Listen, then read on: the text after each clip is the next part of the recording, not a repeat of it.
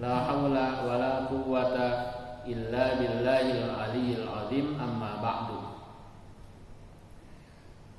Wa bis sanadil muttasil ilal imamil muallifi rahimahullahu ta'ala wa adaman nafa bihi wa bi ulumihi fid dharain amin. Wa qala wa yaqulu subhanahu wa ta'ala azza wa jalla wa ala a'udzu billahi minasy syaithanir rajim. Bismillahirrahmanirrahim.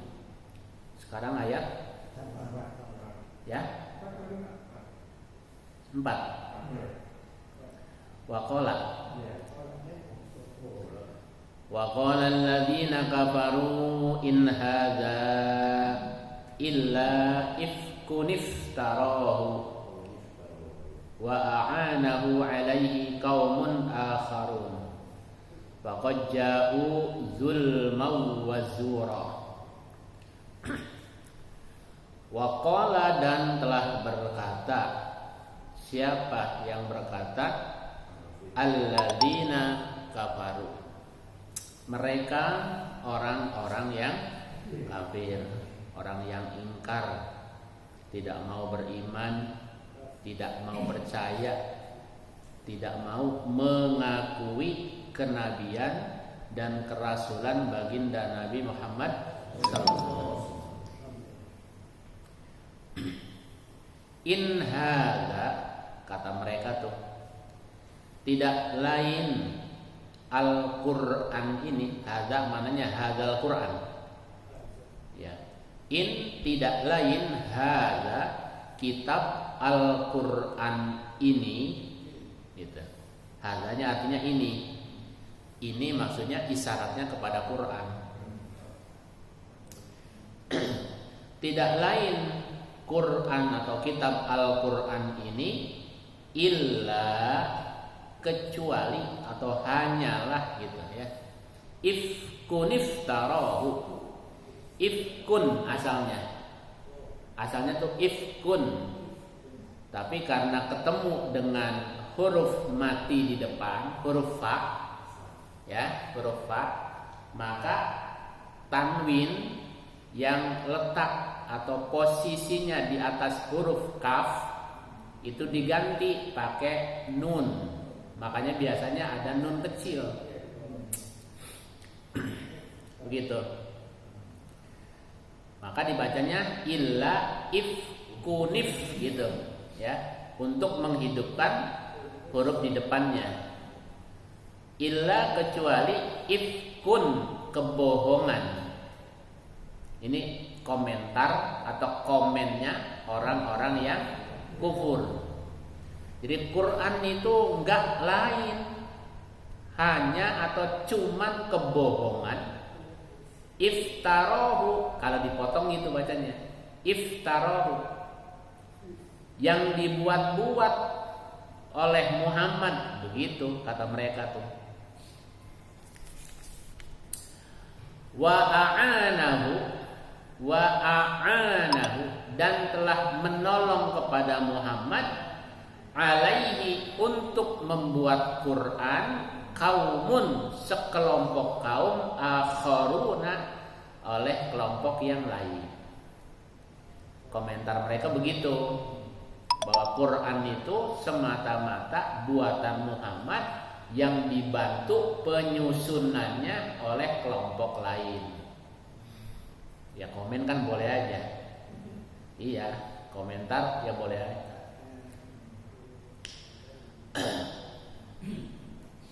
Faqad, maka sungguh benar-benar, jauh, mereka orang-orang kafir tadi telah melakukan, asalnya kata jauh si datang.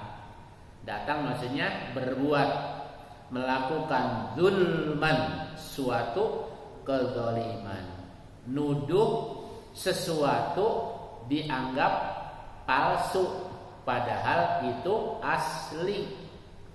Jadi itu merupakan suatu kezaliman karena menganggap Muhammad bikin Quran. Itu kan kezaliman namanya. Wazuron, dan dusta besar, bohong besar. Bohongnya di mana? Menuduh. Sedangkan tuduhan itu tidak ada bukti dan faktanya. Maka di situ disebut kebohongan. Kalau tuduhan itu benar, nah baru bukan kebohongan. Kalau ini kan tuduhan yang salah.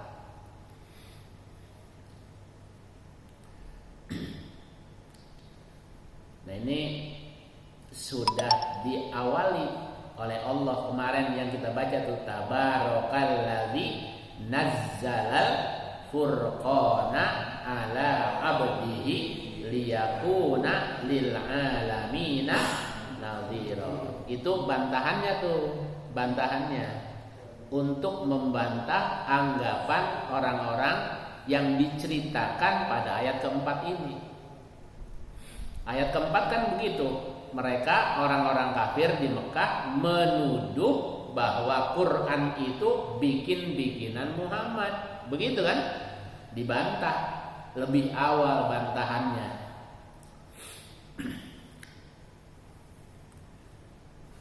Waqalu,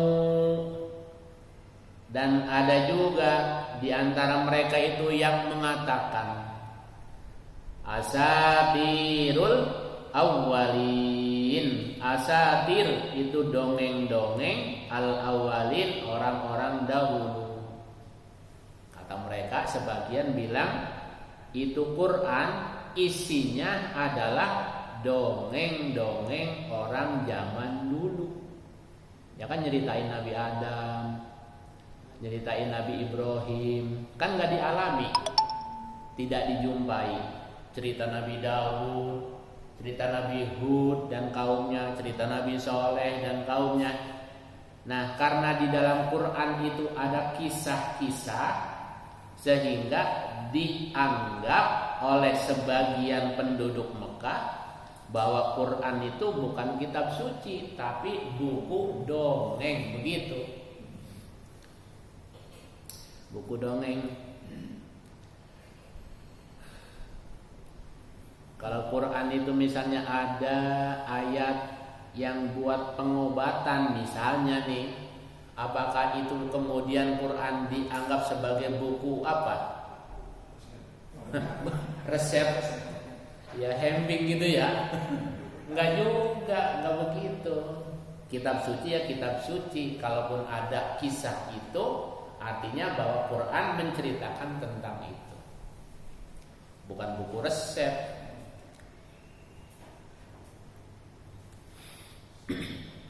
Dianggapnya sebagian mengatakan bahwa Quran itu katanya asatirul awwalin, dongeng-dongeng orang zaman dulu. Begitu kata mereka.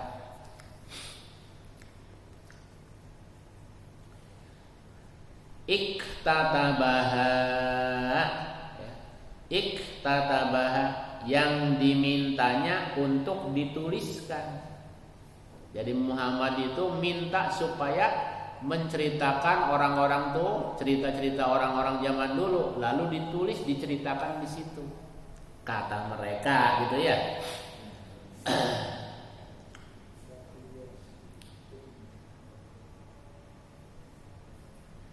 Fahia, maka cerita-cerita itu tumla. Imla itu di apa? Didiktekan. Dikte, imla itu dikte. Artinya apa? Diceritakan, itu cerita. Alaihi, kepada Muhammad, begitu. Orang cerita, siapa aja cerita, nanti dituangkan di dalam Quran gitu.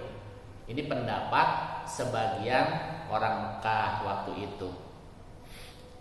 Kemudian diceritakan bukrotan pada waktu pagi hari, wa asilan, dan di waktu sore hari.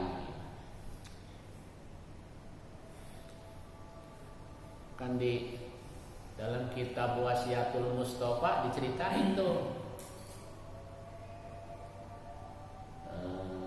Ya Ali, hai Ali, kata Nabi kepada sahabat Ali, alaika biasain nama kamu, kata Nabi kepada Ali,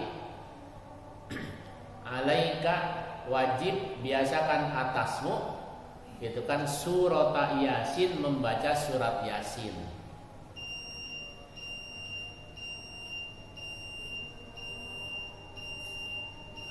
Bukrotan wa masaan, di pagi hari dan di sore hari.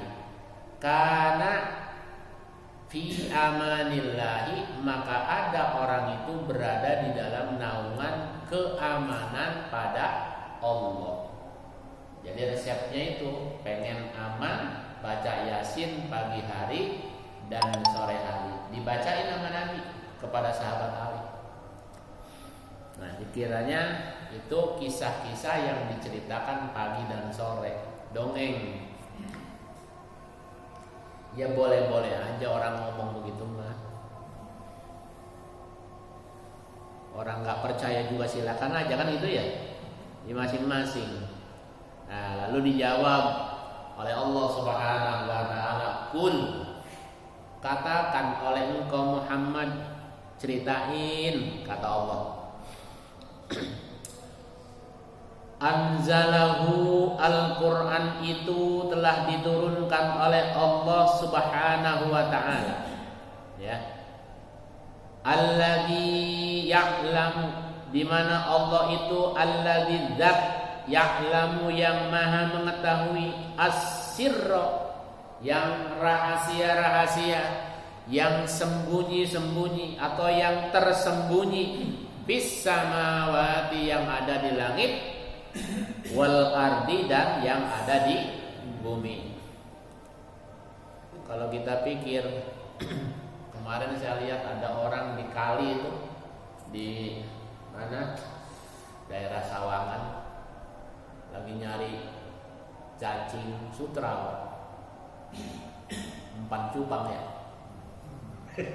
umpan cupang di kali itu kan kecil banget, segede benang Bang. Cacing sutra itu segede benang. Kira-kira ususnya segede apa? Jantungnya segede apa? Gitu kan? Nggak kebayang kita tuh, nggak kebayang. Tapi Allah kenal betul itu. Ada berapa jumlah tuh cacing sutra di sungai itu, kenal banget. Kita udah nggak kepikir itu. Ngelihatnya aja susah itu, apalagi ngitungnya, gitu kan? Kenapa kenal? Ya'lamu sirra, gitu kan?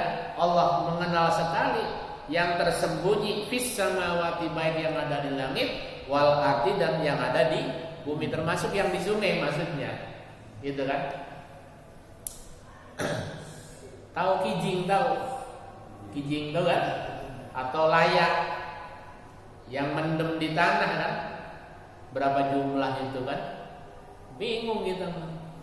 Kalau Allah harus maha tahu, makanya sifat wajib pada Allah itu kan wujud, qidam, baqa, mukhalafatul hawadisi, qiyamuhu bi nafsihi, wahdaniyat, qudrat, iradah, ilmu. Gitu kan? Ilmu, maha tahu Allah, karena terkait dengan subsidi makan, dengan binatang-binatang dan hewan-hewan ataupun makhluk-makhluk yang tercipta di mana saja adanya. Kalau nggak tahu gimana Allah mensuplai makanan, begitu, ya. Apalagi ada juntrungan model begini, nggak bakal kelewat, nggak bakal kelewat, rezekinya tetap ada. Innahu, sesungguhnya dia Allah Subhanahu wa ta'ala, karena adalah Allah itu Ghafuron, maha pengampun. Nah, Ghafuron itu bentuknya superlatif, maha. Jadi kalaupun ada orang pemaaf, itu belum ada seujung kukunya. Makanya bahasanya itu ampunan Allah luasnya melebihi daripada kesalahan hamba-hambanya. Bahkan kata Nabi, sampai sekiranya ada seorang hamba berbuat dosa 70 kali dalam sehari, dan 70 kali juga dia tobat, masih diterima sama Allah. Masih diterima. Saking apanya? Saking maha pengampun. Kita udah 3 kali kan gitu, Mista, Maja, Utama. Iya sekali 2 kali mah boleh dia medekin saya, 3 kali mah nggak bisa. Kan gitu kalau manusia. Apalagi sampai berulang-ulang. Kalau Allah tetap dosa pulang tobat diterima, pulang tobat diterima begitu. Makanya tidak boleh putus asa kan? Tidak boleh putus asa sekalipun banyak salah.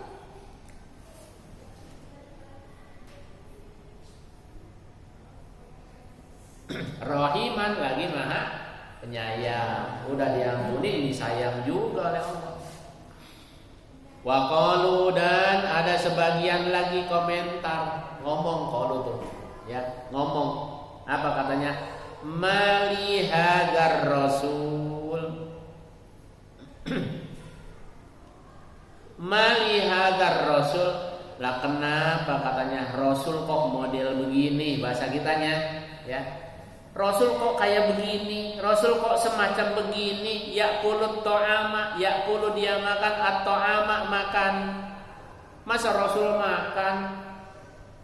Wayamsi, dan dia berjalan tuh Rasul fil aswaq, di pasar. Jadi Rasul nggak boleh ke pasar kata mereka.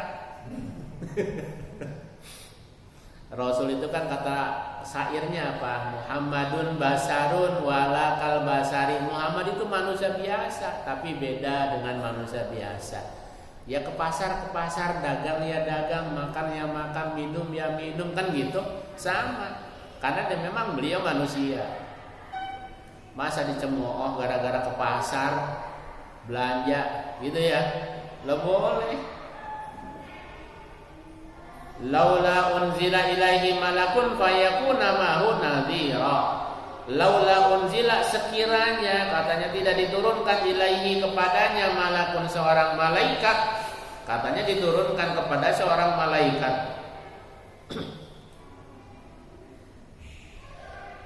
Fayakuna, maka keadaan malaikat itu ma'hu bersama Nabi nadhiran, yang memberikan peringatan. Mestinya kalau memang dia pernah ketemu malaikat, coba malaikat aja yang masih peringatan, jangan dia, kata mereka. Itu saking apa? Saking ogah percayanya, Pak.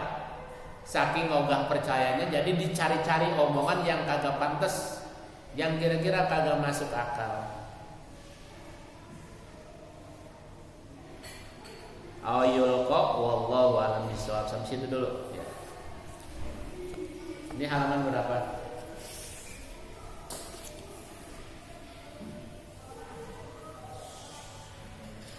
Halaman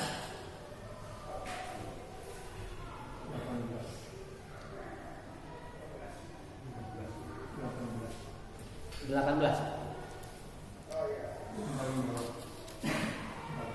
Bismillahirrahmanirrahim. Ad-da'watu sirran. Ya. Atau yang di atas? Yang bawah ya? Yang bawah kan? Ad-da'watu sirran. Dakwah secara sembunyi-sembunyi. Jadi nggak bisa langsung model begini nih ngaji. Kalau zaman dulu nggak bisa model kayak kita terang-terangan, apalagi pakai mic ke atas gitu kan? Kenapa? Karena waktu itu memang mic-nya juga belum ada sih. Iya, belum ada toa. Bada'a, memulailah an-nabiyyu, baginda Nabi sallallahu alaihi wa alihi wasallam, bid-da'wati sirron. Bid-da'wati, dengan dakwahnya, sirron, sembunyi-sembunyi. Jadi door to door, Pak. Door to door. Datang ke rumah ini ceritain, datang ke rumah ini ceritain gitu ya. Lamma tatkala nazala, turun alaihi, kepada Nabi, ayat ya ayyuhal muddathir, wahai orang yang berselimut, kum, bangunlah engkau, fa'anzir, maka berikan peringatan. Tadinya kan sembunyi-sembunyi, diam-diam, supaya diperintah sama Allah, kum, bangkitlah engkau, bangunlah engkau, hai Muhammad, fa'anzir, maka berikan peringatan. Wa rabbaka, dan kepada Tuhanmu, fakabbir, maka agungkan olehmu. Jadi banyak-banyak membesarkan, mengagungkan, memuji Allah. Wa thiyabaka fatahhir, dan pakaianmu sucikanlah. Nah, di di sini ada makna yang tersirat. Pakaian itu bisa jadi memang benar-benar pakaian, tapi juga makanan, Pak. Makanan, omongan. Omongan kan sama seperti pakaian juga. Orang mendengarnya enak apa enggak enak, lihatnya enak apa kagak enak. Maka sucikanlah olehmu. Pakaiannya harus suci, omongannya harus bagus, makanannya juga harus halal. Warrujza, dan terhadap dosa fahjur, maka jauhilah. Jangan deketin dosa. Jangan deketin dosa, jauhi dosa. Ya dosa itu kan bisa saja misalnya mencemooh orang, mencemooh dan menghina ciptaan Allah. Wala tamnun, dan jangan berharap mendapatkan balasan. Tastaksir, engkau minta mendapatkan lebih banyak kalau beramal. Jangan berharap dapat balasan. Masa dikasih duren segitu banyaknya nggak terima kasih acan gitu ngomongnya. Padahal waktu pengajian muludan kita nih panitia udah repot bener. Saya bawain besek 5 buat dia. Masa dia diem aja nggak bilang makasih acan gitu. Kata Al-Quran gini, wala tamnun tastaksir, kalau beramal kamu jangan ngarep dapat balasan. Kemarin lagi Idul Kurban udah saya kasih paha, ketemu enggak nanya, gitu tuh. Kebanyakan kan gitu ngamal tuh. Wali rabbika, dan kepada Tuhan engkau fasbir, maka bersabarlah engkau. Artinya dakwah tidak serta-merta direspon baik. Ngajak orang walaupun kepada kebenaran itu tidak serta-merta dapat cepat sambutan, malah kadang-kadang sambitan. Ya Nabi waktu ke Bani Saqifah ke Taif bukan disambut, disambit sampai mata kakinya berdarah-darah. Dikejar-kejar sama anak-anak tuh, gila begitu. Nabi itu sekarang kira-kira kalau ada ustaz ceramah begitu sama jamaahnya, ustaz gila, kira-kira gimana nih? Itu jamaah di pengadilan, Pak. Kata Ibnu Athaillah dalam kitab Hikam, seorang wali itu baru teruji kewaliannya kalau sudah ada yang ngatain dia gila. Kalau belum ada yang ngatain gila, belum teruji. Sebenarnya kan tidak harus marah ya. Iya sebenarnya